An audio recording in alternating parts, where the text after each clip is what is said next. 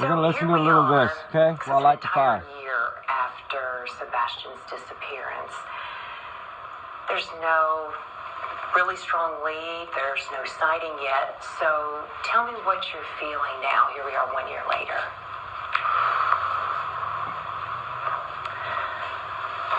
I struggle to put words to how it feels, honestly.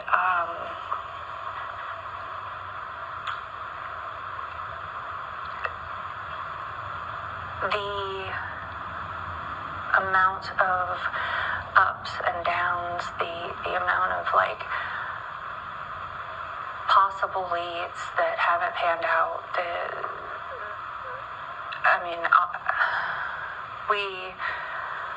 Every day, it's like waking up to this reality that it's actually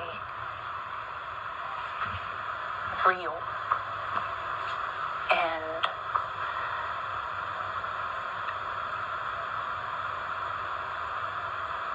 Sebastian should be home with us. He should be in school. He should be playing. He should be learning. He should be experiencing life. And sorry, they zoomed it in. Until we can find him and until we can bring him home, we're going to keep doing everything we can to make sure that people don't forget about him. We're going to keep making sure that we spread awareness for him, and we're going to keep searching, and we're definitely going to keep praying. You come home on his own. You've told me you do want to stay positive. I know you both want to stay positive. That's all part of it. So, in your mind, do you see Sebastian coming back through your front door? Do you feel he's okay, he's alive, he is out there? I dream about it every day. I dream that one day I'm going to wake up and this is going to be a nightmare. But,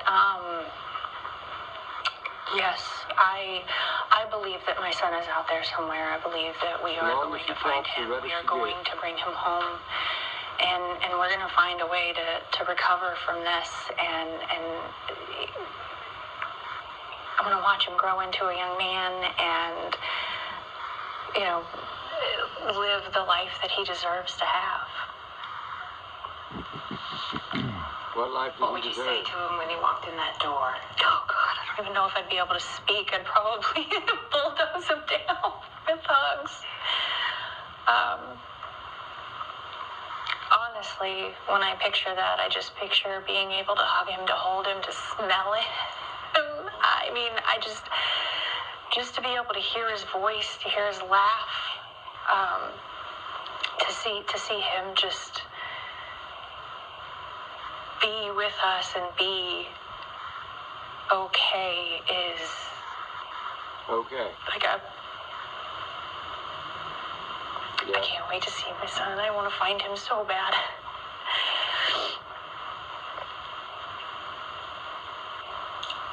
You think he's coming home, right? How would you describe what you all have experienced this last year with so many unanswered questions still? It's horrific, to be honest with you.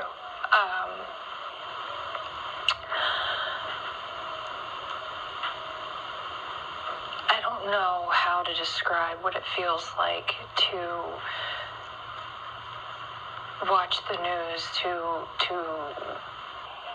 go hang flyers in every store, every business, every place that you go to, and still find that some people don't even know about it. To hear that there might be a lead, and then just to sit there and have to wait and find out that it's not him yet. And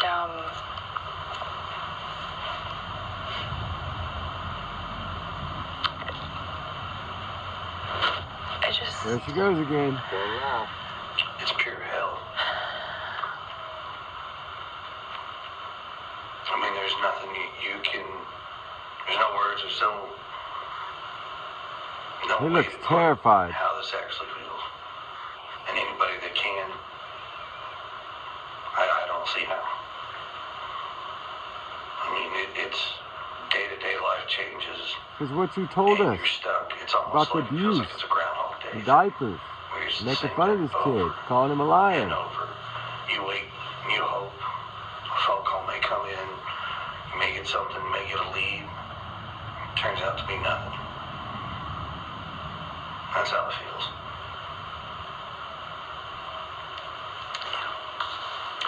What is that message? I know we were talking earlier last week. Tell me what that message is that you want to make sure our viewers hear from you tonight.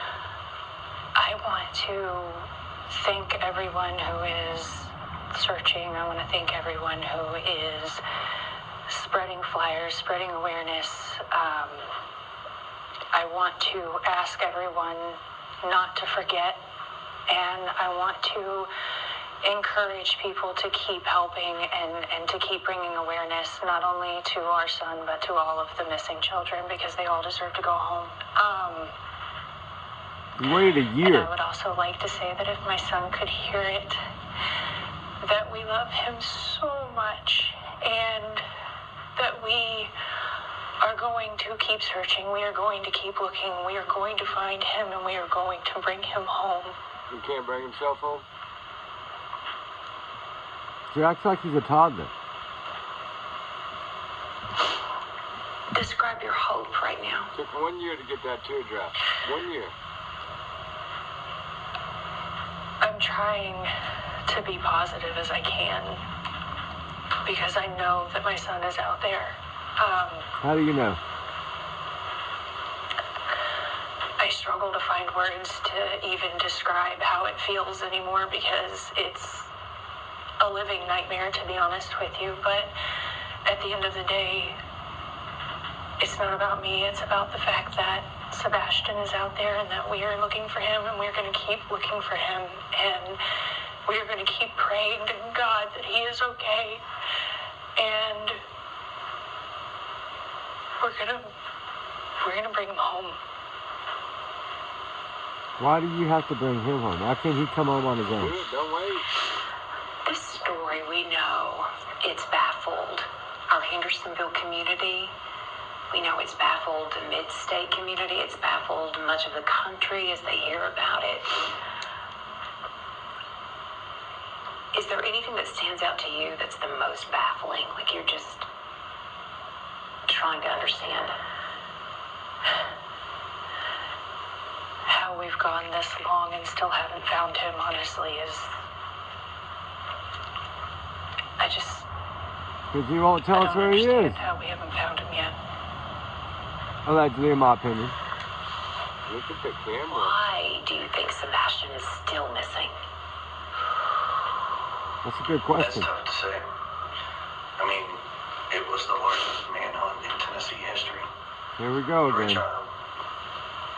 And absolutely zero evidence. There's nothing out there. Law enforcement's working due diligently. They are working hard over and over and over. You know, we appreciate everything they do. I mean, it is an active investigation, so I don't want to go into it. But it You is... never want to go into it. It is because they're looking at at the same you. time that it's been a year, and the amount of people that still don't know about this, it's unnerving, basically. How do you know who doesn't know I know about you it? both want to try to get the word out as much as possible, and that's what this story, obviously that's what we're trying to do as well. There are many people who still do not know that you all have hired a private investigator. What can you tell me about the video that he recently has Here we go. and wants to share, has been shared with authorities now? This is involving the neighborhood that you live in. What can you tell me about that video? It's eye-opening to see that this is something that recently has surfaced, and it's been this long. It's just taking that long to find something. And what the video shows is kind of mind-boggling. It's thousands of hours of video. Potentially Man walking his dog. A sighting to potentially having a sighting. Sighting of your neighbor. It kind of changes, like, wait a minute, now we may have something to actually work off of and move forward with and see where this goes. Exercise every avenue to its fullest. No stone unturned. No stone unturned. It's disgusting to even watch this guy. Katie, you told me earlier you were determined to get to the bottom of this, to get to the bottom of that video. Yeah, listen to what she says. Anything that could possibly be something that could lead us to him. Anything that could possibly. We're going to keep digging and keep finding and confirm if it is or isn't, because, I mean, if it's possible, then it's got to be confirmed. How hopeful are you that this video truly has something that could lead to finding Sebastian? I pray that if there is anything even remotely in it that could help us find Sebastian, I pray that it is. Yeah, speechless, right? You don't know what lie to tell. Followed up and found out and confirmed one way or the other, because it's been confirmed. You know, I mean, it just. Yeah, I mean, I've seen the video. I know it's in it. Well, if you've seen this video, then how dumb do you feel right now? That's what I want to know. I bet you feel as dumb as this woman does right here. Jennifer Soto, JENNIFERSOTO. Mother. It's another Katie Proudfoot. Tell me how you feel right now. Look at her and Katie's face expressions. All I keep thinking about is, where is she? Is she safe? Is she okay? But we're all a wreck. My entire family is a mess. We're just so worried. When did you first realize, or when did you file a missing report? We filed a missing report. We called the police at like 4:45 yesterday, 4:45 p.m. But she actually went missing early that morning, around between 8:45 and 9 o'clock in the morning. She went missing. We had dropped her off close to the school. She wanted to walk the rest of the way.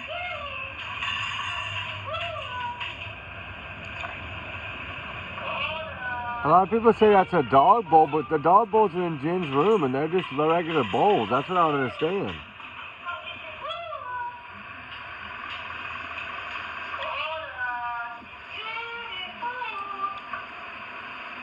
That should be it. Sorry about that. Deep breath, just like Katie. We dropped her off at school, close to school. She wanted to walk the rest of the way. I'm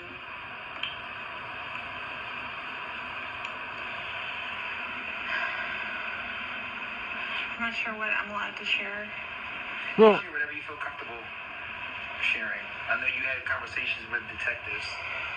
Not sure what that conversation is, but whichever you feel comfortable sharing, that we'll put the awareness out there. Yeah, she was spotted walking by the church, by the middle school, on the cameras. They saw her hang out in the parking lot for a little bit and then get up and leave. They didn't see a vehicle or anything else. They just saw her walk away around 9 Let's talk about that for a second. You saw her walk away. You're trying to say there's a video of your daughter when you know what she was wearing, because in a few minutes you're going to say what she was wearing, and it did not match what that child was wearing, okay? That's why we know that this is BS about this video. The same thing that the prophets are doing now a year later about a video that has been debunked and has nothing to do with it. That video, they know, was not Madeline. They knew Madeline was in the car with Stearns at that particular time. Make it make sense, right? Why are these parents doing this. Candace Wells, Don was same thing. It's all we. There's always abuse in these households. Look at the amount of abuse in these households. Look at what Katie was allowing Chris to do. Look what Jen was allowing Stearns to do. Look what Candace was allowing Don to do. Look at these. You see a pattern, right? It's the same pattern. Summer Wells, poor Summer Wells, never had a shot. Madeline Soto, never had a shot. Sebastian Rogers, never had a shot. All three parents act the same way. They always bond, but not in the way that they should bond. Like, with what Jen knew, because she had told us about Woody Allen, which is the same thing about what Katie knew when Chris talked about CPS and the belts. Katie knew all this. She had to know. Her name was on the document. She had to know what was going on. She was there eating dinner with them when the lady came to the house. Jen knows what was going on, allegedly, in my opinion. I feel that she 100%, she's told us straight out. She defended him the whole time. We knew that she knew. How do you not know? And you know, another thing that really is hard to take in is that Stearns had been a part of Maddie's life for about half her life. Chris Proudfoot had been a part of Sebastian's life for about half his life. The abuse seemed to never start until those people came in the picture. The reason I played those two continuous back-to-back is because I wanted to show you the difference. Look at how Jen Soto acts, and look how Katie acts. Same thing. Some of the things Katie says are some of the things Stearns said. I just want them to be okay. All these things that were said. You know, all these leads that come in and they pan out to be nothing. What did Stearns say? All this grainy footage and all this stuff that you can't see, it turned out to be nothing. They are utilizing exactly what Stearns and Jen Soto, the way they communicated is how, after a year, Katie and Chris are communicating. And then they're going to take a video that they know has been debunked, and the reason that it only surfaced is because law enforcement released it. And the homeowner was allowed to say, okay, yeah, do whatever you want with it. It's been debunked by law enforcement. Law enforcement came out and said it was debunked before that news lady even did that show. I'm disappointed for her doing that show about that video, knowing that all she needed to do was call Eric Craddock and he'd have told her, because it had already been posted out there. They had already put it out there. She already knew, just like when they asked the question about the lie detector test. Katie said, yes, I took one, my husband took one, passed. They don't tell you if you pass or fail.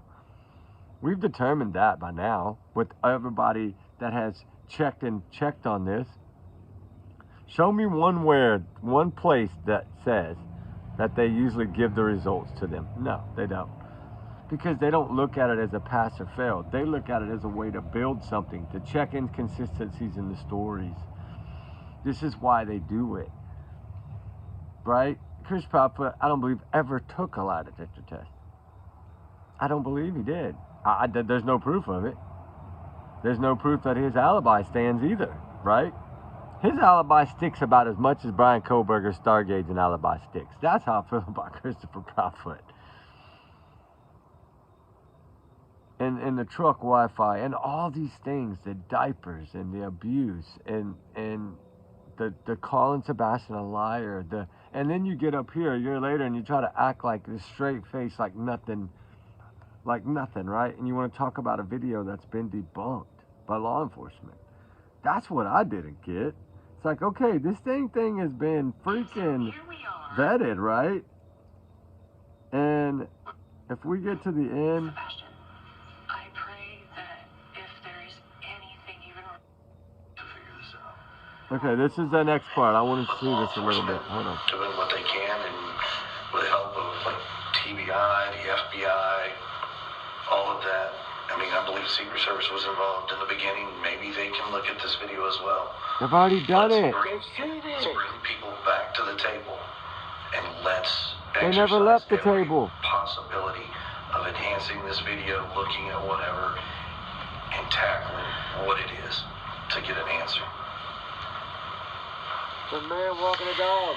Now, this is your chance to respond, to speak out, to speak your mind, whatever it is that you want to say. But you know, no matter what the story is, there are always people who will pause, and pause. What do you want to say to anyone out there who wants to say that one of you could have something to do with Sebastian's disappearance? I would say to pause and to think, and I would say to consider the sources of information. Try to make sure that you're getting legitimate information. Like debunk avoid videos? The rumors. And I would say that you're causing the biggest rumor. Everyone should pause and remember why pause again. We all came together in the first place, and that is because Sebastian's missing, and because we've been here since day one fighting for this kid. You haven't. And no matter what anyone's personal opinion is, that the most important thing still remains that Sebastian needs to be found, and Sebastian needs to come home. Using his name more too. Just say thank you to everyone and anyone that is a part of that. Look down again. Look down. So let's say Sebastian is listening when this is running. They should have worn green. He sees you. What do you want to say to him? I would say that I love you so very much, and that I hope that you're okay, and I would say what happened to pray? Know that we all love you. We all. And that there are so many people that care, and so many people that are looking, and hang in there. Besides y'all. And know that we're going to find you. Know that we're going to bring you home. Why do you have to bring him home? He's 15. I miss him so much. You got a toddler.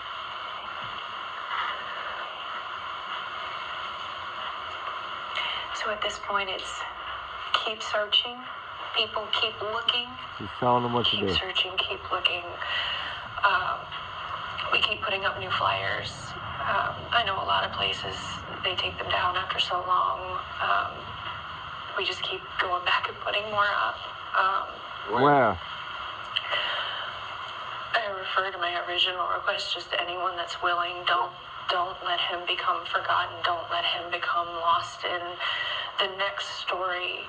Not to supersede other children, because they all deserve just as much, if not more attention, because all children do. More attention. I would say just... Truth starts coming out the longer she speaks, right?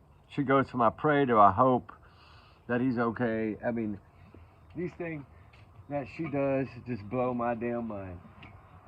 And how she can act the way she does and get away with it. I don't get it, right? And we're going to build that up a little bit. We got lost track of fire with this video here.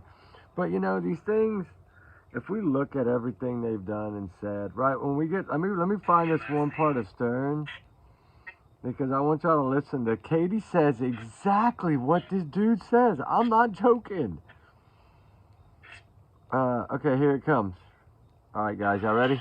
Here we go. All right, the first question is if I can get your first and last name and spell them both out for me. Stephen Stearns, S-T-E-P-H-A-N-S-T-E-R-N-S. All right, so Stephen, you seem very emotional right now. Explain to us. I dropped her off. Everything looked fine. No, you I drove didn't. away. It's the last time we saw her. What were the conversations that y'all had in the car when you dropped her off? All night she was asleep for most of the way. Told her have a good day at school when she got out, and I love her. She said thanks. It's like Katie said, Sebastian said he loved you. That was it. And so where do you think she could possibly be? I mean, this isn't, as I was told, this isn't normal behavior. This is not normal behavior. She's not the type that would just run off. Just what Katie said. We don't know where she can be. We're scared. We just want her home. Are you, in a sense, blaming yourself? It's hard not to. Why? I dropped her off early. I could have waited longer. She looked okay. She was walking towards the school when I saw her. It was like any other day, so I went on with my day. It's hard not to blame myself. What has the conversation been with Jen since? She's been a lot stronger than me. She's been holding it together really well, but it just keeps coming in waves. Just the reality keeps hitting. And we don't know where she is. We don't know if she's safe. That's my kind of hand. We're just scared. We just want her home. Have you, like, literally put boots on the ground, went out? Yeah, I even went out with the cops where I had dropped her off. And we looked all up and down the road, all along the communities, and there was nothing helpful. None of the cameras were pointing the street. Nothing, which in 2024 was surprising. The church across the street had some cameras, and they mentioned seeing her waiting around in the parking lot for a while before moving on, and that was it. But it was grainy. In the parking lot. It was grainy footage, and not much else. Does it seem like she walked west, east? They said in the direction of the school. I'm not sure what that is. What was the language? Not language verbally, body language. When you dropped her off, did she seem happy? Was she like, I'm going to meet my friends? Happy. She got a happy weekend. She just turned 13. She had a 13th birthday party. She was happy that we were all together here. And she's just very happy. She was a happy kid. She's very sweet. She's a very sweet girl. She brings a lot of joy to us, and we just... Y'all see that? Talking about how that video, he's saying, she said she was sitting in the thing up by the church for a little bit and then left. He's saying she's in the parking lot messing around and then left. Two totally different stories, and they're sitting right next to each other. That's one of the main reasons why this video had nothing to do with Maddie. That was not Maddie on that video. Maddie was, at that time, was laying out in the pasture somewhere. Heartbreaking. Truly heartbreaking. And then you look at the Summerwells and the Proudfoot's case, Sebastian's case, neither one of these two have been found. Maddie was found. But because of Because of a tip from someone that passed by. This is how important tips are. This is why I think somebody knows something. Somebody knows something about that Tinkerbell video. Someone. It looks like there was 2 people at least involved in that video, if not more. 2 for sure that we know of. So 2 people know something about what happened to Sebastian. And those 2 are not talking, but they're using the same language as Stephen Stearns and Jen Soto, which happened on the same exact day that they reported Sebastian missing. And it goes to show you the power of tips, the power of asking the public for help, right? Which is why I never really understood from day one why they weren't asking the public for help in Sebastian Rogers' case. I never understood that. And I think they know more. I think they have almost every piece of the puzzle they need, because they clearly tell us time and time again that they have evidence. So we know they have some form of evidence. They have to. You know what I'm saying? They have to. They have to have evidence about Sebastian. Looks like a pretty normal kid to me. I don't know why Chris would say the things he said. Here he looks like he's just so excited. Look at him like, I got 3 teachers. Look how happy he is. Look at that face. Oh my gosh. Look at that face. Something else, right? But if you notice in all these photos, like I'm talking about, do you see anywhere he's wearing a black sweatshirt? No. That's why, that video hasn't aired today that I did, but it's I go back to that Nick Barris one put out on his Facebook on March the 1st, right? The one, I read it today in another video, but we're going to do it again because this was after 5 days of intense searching, which I think the date somehow is not right, because February 26th he was reported missing. This was March 1st, so that would have only been, there was 29 days last year in February. So that would have been 4 days. That would have been the 4th day, not the 5th. Unless, I just don't know how, because he says here, maybe he recorded it on the 1st and posted it on the, no, because it says March 1st is posted by Nick Barris. It says, after 5 days of intense searching, that simply does not add up. I have included 2 new photos here, Sebastian posing with some of his teachers. Yes, he is autistic, verbal, and high functioning. The teachers told my colleague, Aaron Carntel, Sebastian fit right in with his classmates, and seemingly normal acting teen who occasionally became overwhelmed, but he was well-liked, smart, sweet. Sebastian is 5'5", 120 pounds, brown hair, brown eyes, was last seen wearing black sweatshirt, black sweatpants, and glasses. It is still entirely possible Sebastian is out there somewhere hurt, lost, or hiding on his own. And hopeful will be found. Hopefully he'll be found, right? That remains the working theory. Okay, theory. All right? But the fact is, children simply don't vanish on their own without a trace. Anyone with information about Sebastian's whereabouts is encouraged to call Summer County. But if you go back to this one part of it in the beginning, which I skipped over it, he's 15 years old with autism, has been missing for more than 5 days, remains the subject of an ongoing Amber Alert out of Summer County, Tennessee. So many of you continue to message me for an update on a search.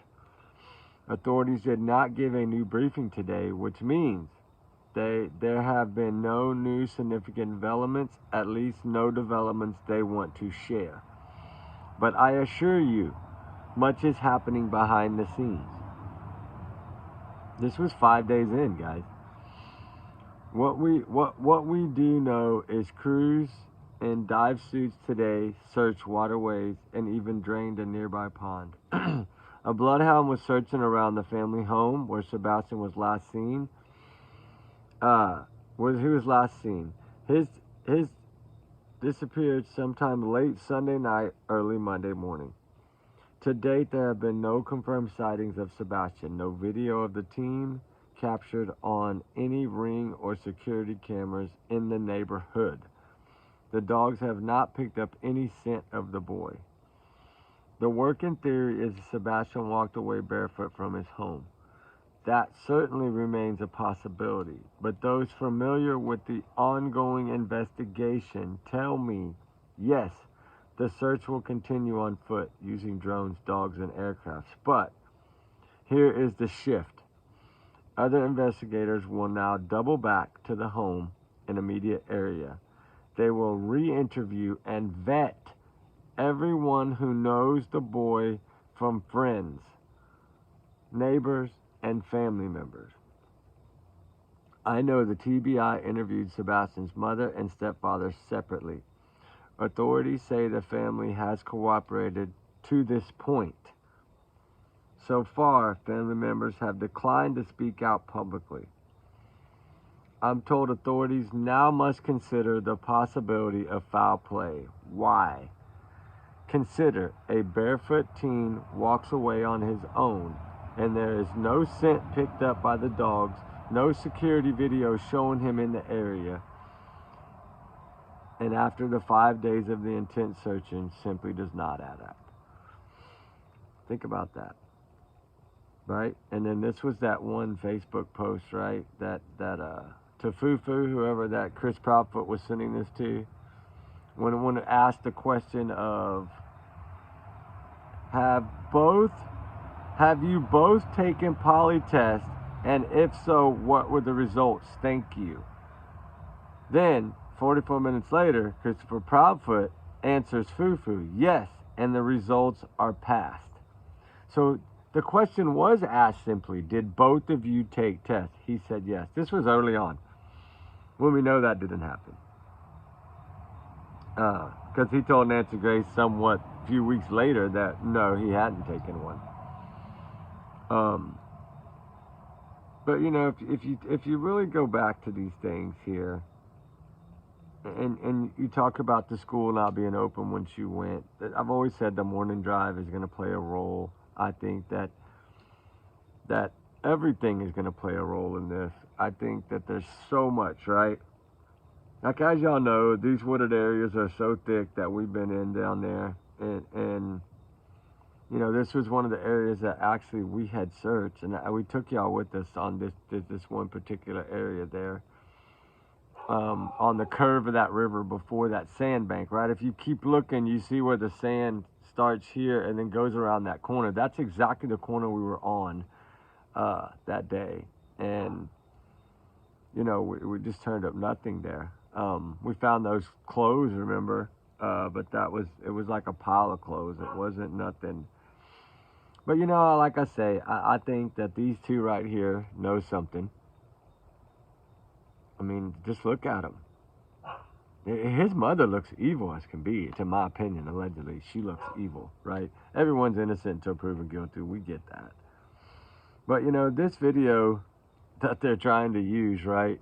That's clearly a man with his dog, and then they're circling a bush over here.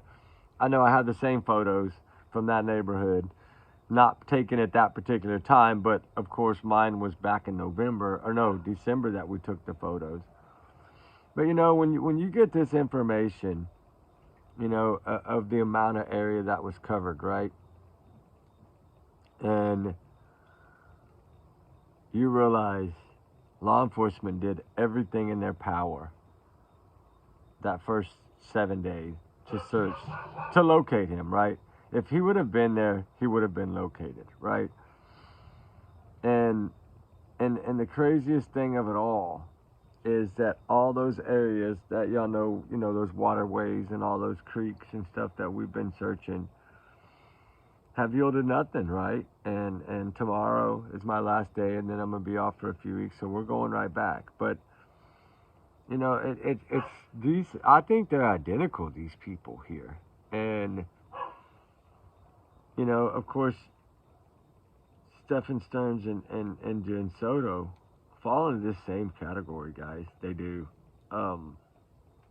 As heartbreaking as it is, it's like they're the same. It's these stories are so similar.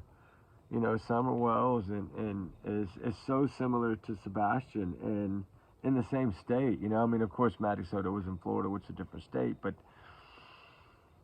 it's all with abuse going on to these children.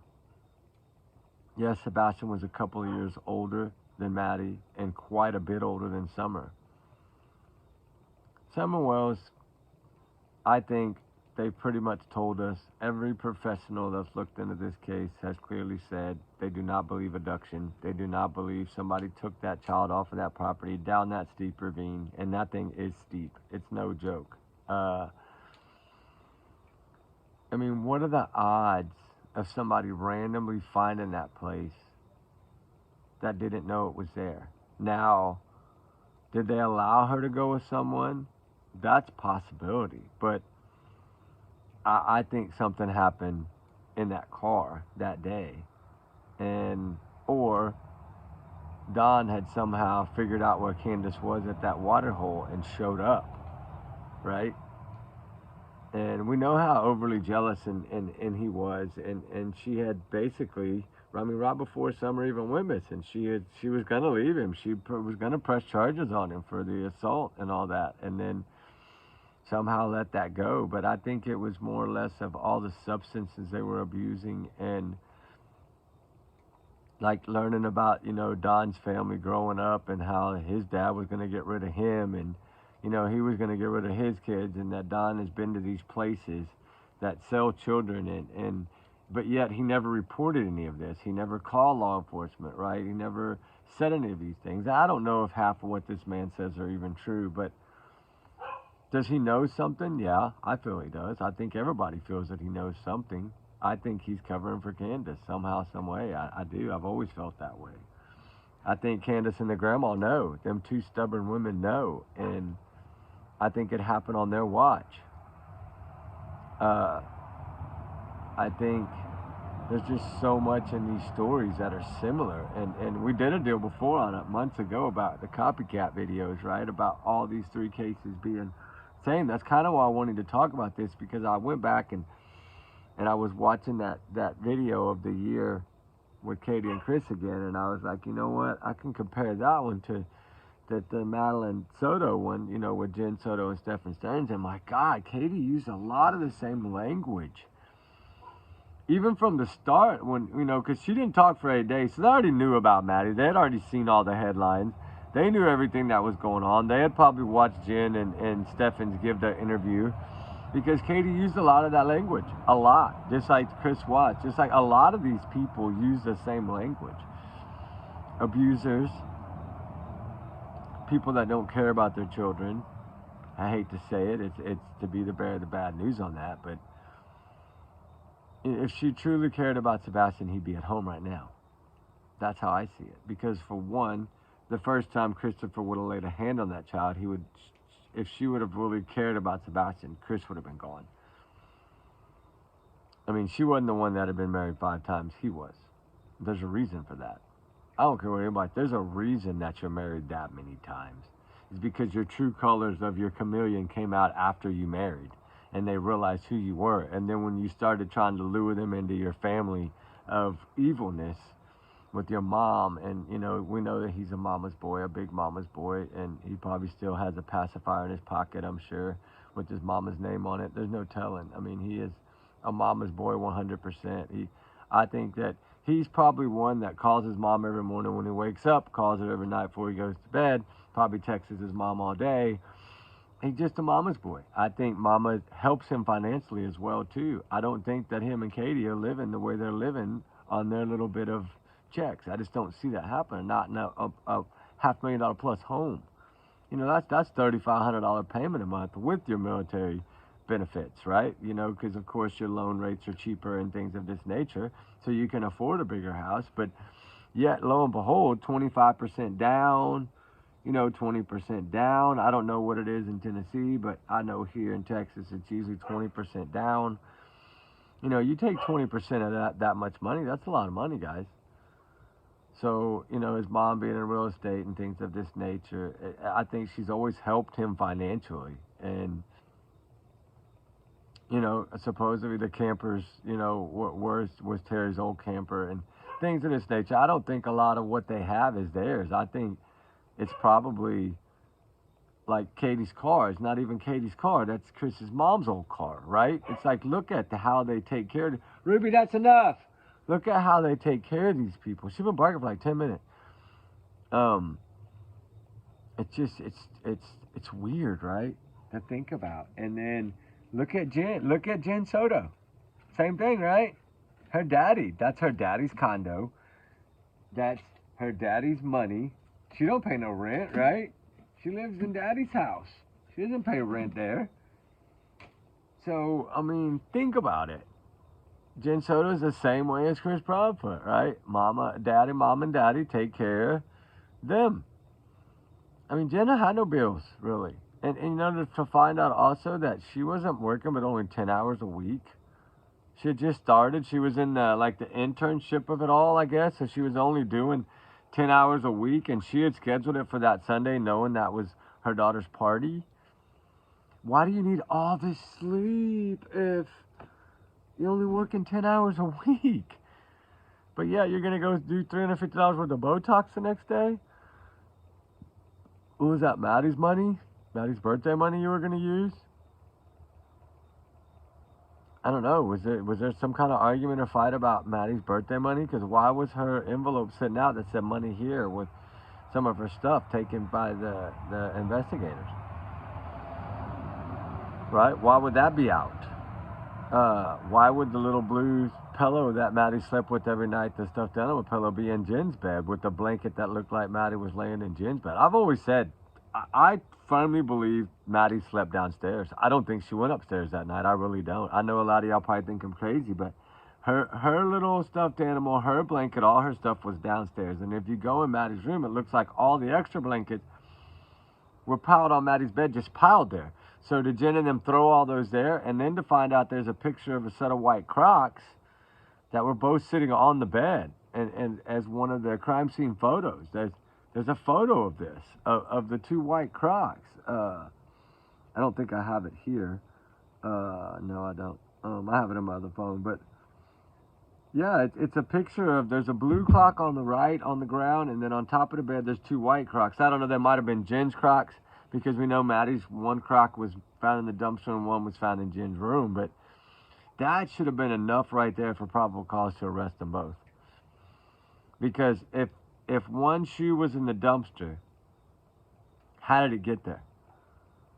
Right? Stephen Stearns. But where did he get it from? That's why I think everything was downstairs. Her Croc was in her mom's bedroom.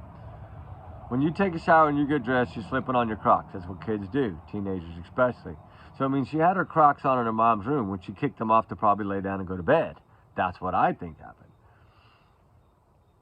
I don't know. From some stories that are going around right now that haven't really broke yet, but I've seen them on emails and on somebody's account that's one of the ex-roommates, because there was two roommates there, remember, not just one, but one's never really talked about. But supposedly,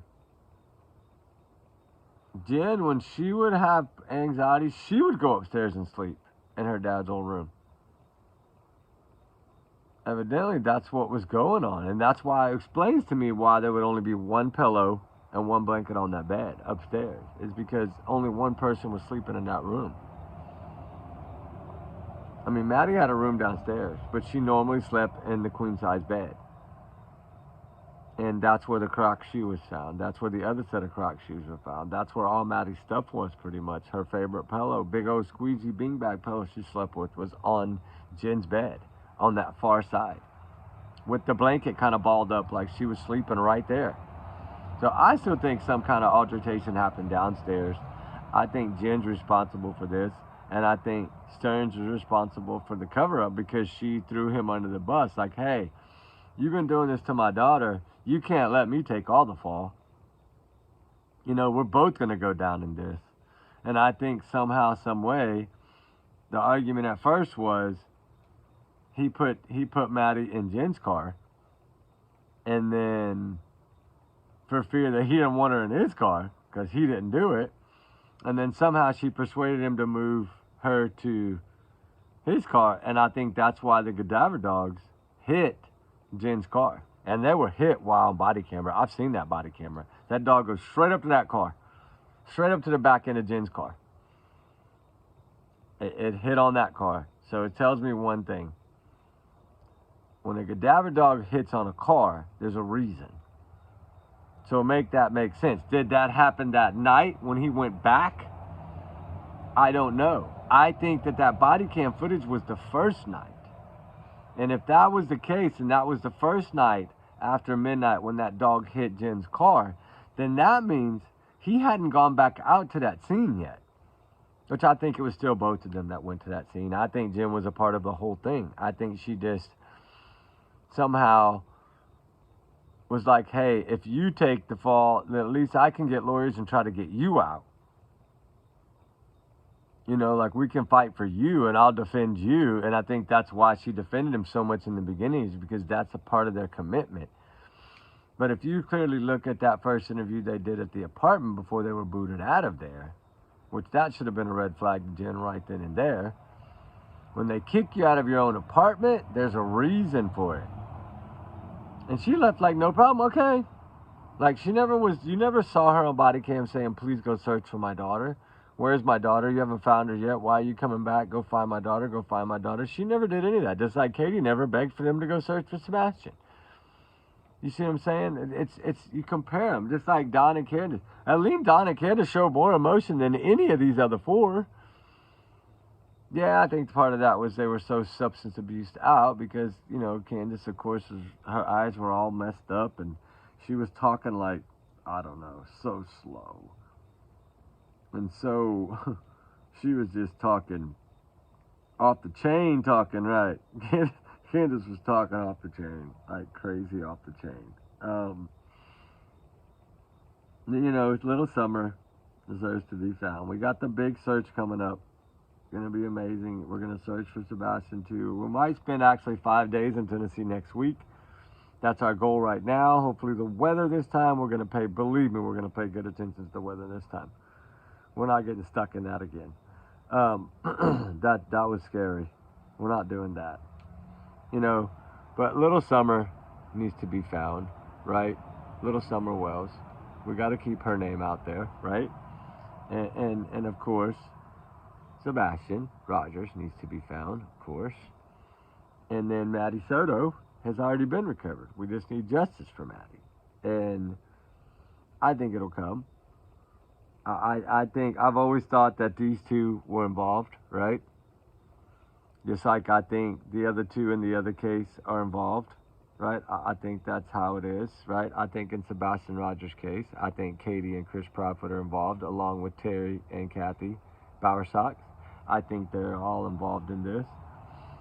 I've always felt that way, right? I've always felt somehow, some way, these sets of parents are involved in these kids, which we know for a fact that they were involved in Maddie's, right? We know that at least Stern so far has been. Now, they haven't got Jen yet, but I know that. I feel in my heart that's coming, you know? And remember, these are just my thoughts, guys, allegedly, right? Everyone's innocent until proven guilty in the court of law.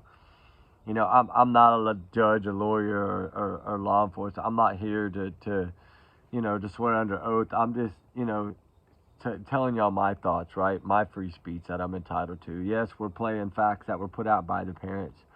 But when it comes to what we think and our thoughts and our opinions, then that's what this is, right? And, you know, y'all's comments, of course, are y'all's and y'all's alone, you know, not to reflect the channel. We do our research together because we are a big-hearted little family. You know, we love all y'all guys so much, right?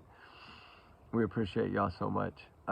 Work has been absolutely insane this past week on this new rig. It's been crazy. They're a lot different here, and it's okay. I like safety. I think safety should be pushed everywhere, and not to change the subject, but, you know, trigger warnings, of course, times 300 million in this. We're talking about 3 cases, right? Little Summer Wells, Sebastian William Drake Rogers, and Madeline Soto. So far, Madeline has been found and located. Of course, not the way you want it to happen, but at least we know justice is coming. They reacted quick. Arrests were done quickly. I still think one more arrest is going to come. Possibly 2 more arrests are going to come in this case.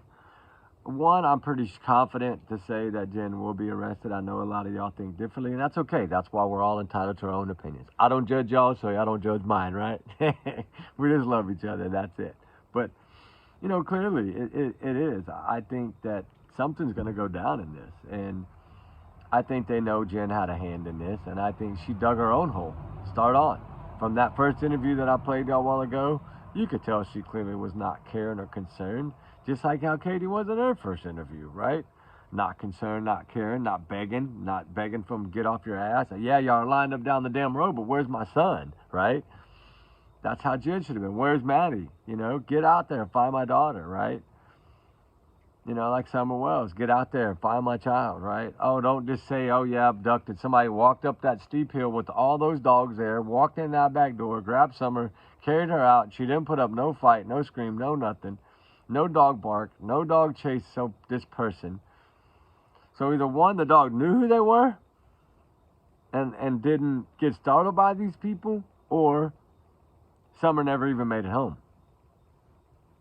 Which I don't believe Summer ever made it home, to be honest. I don't think they were planting flowers because there was no flowers in those pots. I don't think she got a peppermint from Grandma.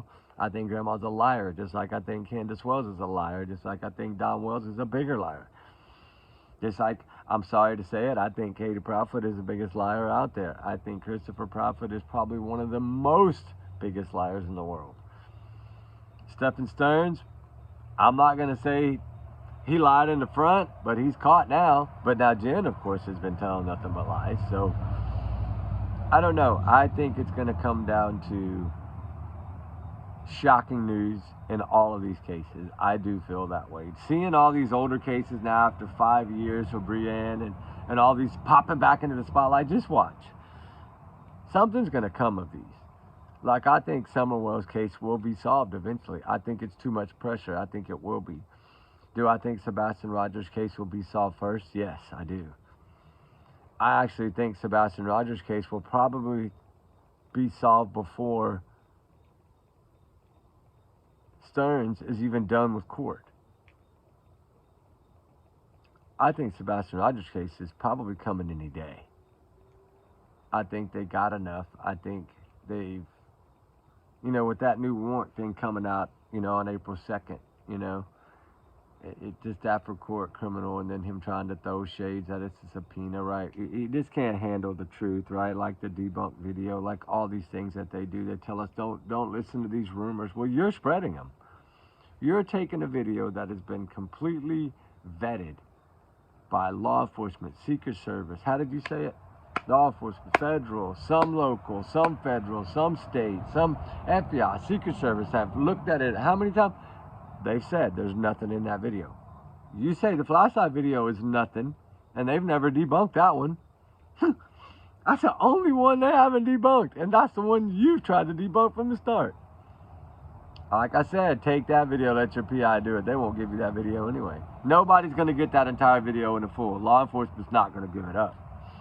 Nick Barris only got what he could get, and he won't get it again. He won't get no more of it. I can guarantee you nobody will. Law enforcement has that thing locked down. And they should, because it's going to hold some answers. But anyway, guys, like I said, justice for, of course, Summer Wells, Madeline Soto, Sebastian Rogers. I think all three will get justice. I think all three will get closure. I think we'll get truth in all three of these. I think it's pretty much going to be, my theory on it all, Donna Candace and Grandma are going to go down. And that's my thought on that. I think Katie Proudfoot, Chris Proudfoot, and the minimum Kathy Bowersox are going to go down, if not Terry as well. But I think Terry will throw them all under the bus to take a deal. I think those three will go down. And like I said, Jen, I believe, is going to go down. Just along right beside Stearns. Now, I don't know if she'll get the DP, but I'm pretty sure neglect and for allowing, there's so many ways they could charge her because Madeline was a minor, right? Allowing her to sleep with somebody that's not her biological father. Like, I've been looking into some laws. Is there anything that Madeline's dad can do to file civil suits against Jen, right? Is there a way? That's what I've been looking for to try to help Madeline's dad out. Is there any clause out here that you can grab to somehow pursue charges on Jen? Jen needs to be charged for something, at least neglect on a minimum. Do I think she's going to get worse? Yeah, I think she'll probably get at least 20 years, to be honest with you. From what I'm hearing. And it could be y'all might all be right and I might be wrong. But if you can prove to me where she has full-blown immunity and not just immunity from that one interview, I would think differently. But everything I've heard about that particular immunity, law enforcement I've talked to, judges I've talked to, DAs, lawyers, prosecutors that I've spoken to, reached out to everyone about it, believe me. I don't just come out here and say it. I mean, I was telling y'all that she didn't have immunity when everybody else saying, yes, she does. No. She had immunity for that one day, but she still told 3 or 4 lies in that story. So then again, that little one day of immunity, she didn't tell anything new, and it was all out the window anyway, because he clearly told her before it started, you cannot tell me a lie, and she did. So they got it. They knew what they were doing. They're not dumb. They don't take somebody for a psychic evaluation and then release them back to custody to the parents when she's a grown-up if they're not eyeballing her.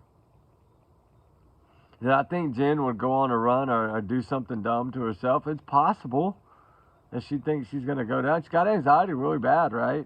But I think the anxiety was from what she was allowing Stearns to do to her daughter in the relationship that I think Madeline had somehow maybe cared a lot more about Stearns than she should have. But I think as she was getting older, she was realizing that it was wrong. And I think that point coming to her friends' points that they had made, and then to hear the grandma say, she didn't want to go home that Saturday, that she had to spend the whole day with Grandpa or whatever, or Uncle David or whoever that was that had to tend to Maddie, and he took her to do some things or whatever. I think when got ice cream, went to the mall. He took her because she didn't want to go home that day. So I think she was starting to realize that what was happening was not normal. I think the brainwashing that Maddie had gone through all this time, she realized that I'm 13 now, I have to stand up for myself. And I think that's what happened that night. I think somehow, some way, she tried to stand up for herself and said, hey, I'm done. I got to tell everybody what's going on. I can't hide this anymore. It's wrong. And I think she chose that night to speak up. You know, and there's no even truth to the story that Jen was even at work that night. Now, supposedly, she might not even have been at work that night.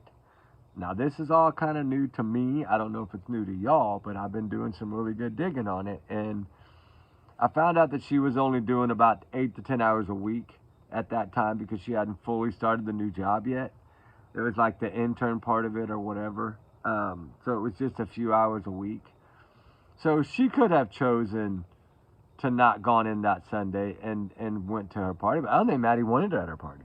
I don't think Maddie wanted Stearns there, and I don't think she wanted her mother there for a reason. I think she felt like, Mom, you allowed him to do this to me for all these years. You're wrong too. And I think she had finally got her voice. You know, they say women at 13 sometimes will start getting their stand-up voice. So if she did get this voice to stand up and say, no more, I'm not doing this anymore. This is wrong.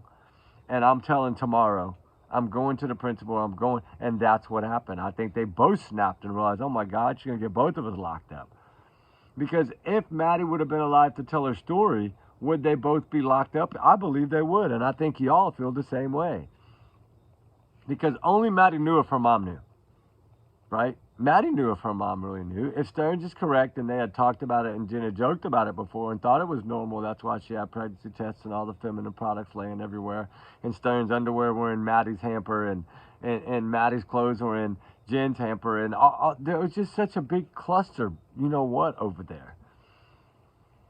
But, you know, these 700 photos that of course you had to pay to get them, but, you know, I'm going to start going through some of them. I just haven't done it yet, but, you know, I think in the body cam footage that I've requested and ordered, I've sent in all the money for those. So I should be getting those body cam footage. Just some things that I really wanted to go back over and break down to see, was there any slip-ups? You know, like Katie slipped up a lot. Jen slipped up a lot in that beginning because we dropped her off at school. I think she was more a part of this. At least she connected herself to it by the we. So many times she said we. And the factory resetting of Stearns' phone happened twice, not once, right? Once early and then once after midnight. What was the purpose of that? Was it to make it look like it did happen at midnight? And these people know, they're not dumb. They'd already pretty much busted you anyway. Your stories didn't add up from day one. You're standing there like this, like they know that you're guilty. Like, these cops are smart. They're not stupid. Thank God they were as smart as they were. Thank God they didn't quit. Thank God they pursued. Thank God they asked the questions they asked. Because they did get it, right? And to know now that Maddie's blue dress was in the hamper and things of this nature, right? Her birthday shirt was in the chair and by next to the hamper, right? So we know she had showered and at least changed. But was there an altercation? Yes. My thoughts on this are Maddie was finally had enough and was going to stand up. And I think she had finally realized that the grooming was not right and blamed her mom more than she blamed Stern, because you allowed it to happen, Mom. You allowed this. And I think that's why she had more resentment for her mom. And I think that's why she wanted to run off and live in the woods. I don't think she wanted to run off with Stearns. I think she wanted to run off and get away from both of them.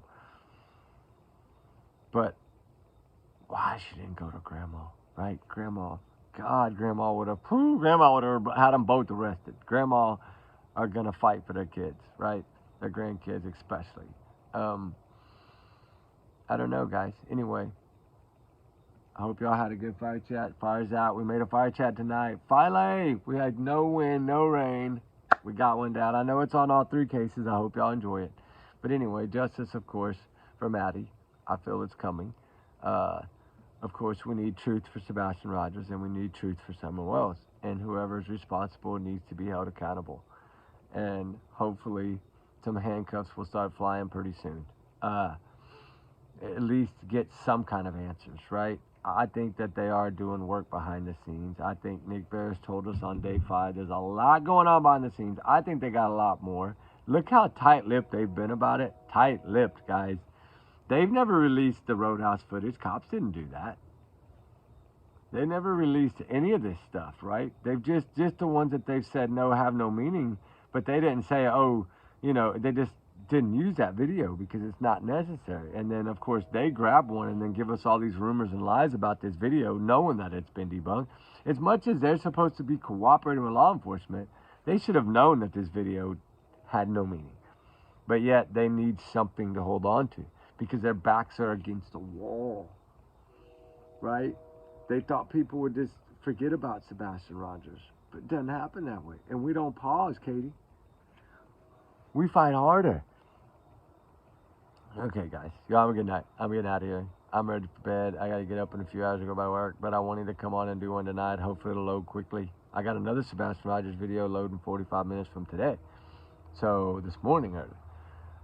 We had a bunch of equipment running today, and it was so loud that I had to walk off, and I was like, you know what, I'll just do a video. So I ended up going to talk for 10 minutes, and I talked for 45, so that was loading as well right now. But anyway, guys, y'all have a good night, amazing night. We love y'all, guys. Remember, trigger warnings always. Y'all's comments, y'all's alone always. We do our research together, big heart, little family. And of course, trigger warnings, like I said, in all 3 cases, and everyone is innocent until proven guilty in the court of law. In my law, if I was the one, I'd already have them all arrested. and I'd have separated them all with just 1 loaf of bread and 1 gallon of water. You get only this until you tell me the truth. That's how I would do it. Because you take food away from Katie and Chris, and they're going to fight on each other. And somebody going to tell by the second day they're going to be so hungry. And then you just walk by their cell with a big old barbecue plate or something and let them smell on it, and I guarantee you they'll start talking. No, I'm playing. I'm just joking, guys. Anyway, I try to break up this, you know, this feeling of how could parents do this to their children. It's just heartbreaking. So let's keep them all in our prayers. All the missing, all the runaways in our prayers. They run for a reason. All the missing are missing for a reason. So keep them in our thoughts. Keep them in our prayers, guys. We do love all y'all. Y'all have a wonderful night. We'll talk soon. Be good, be safe, guys. Alrighty? Bye.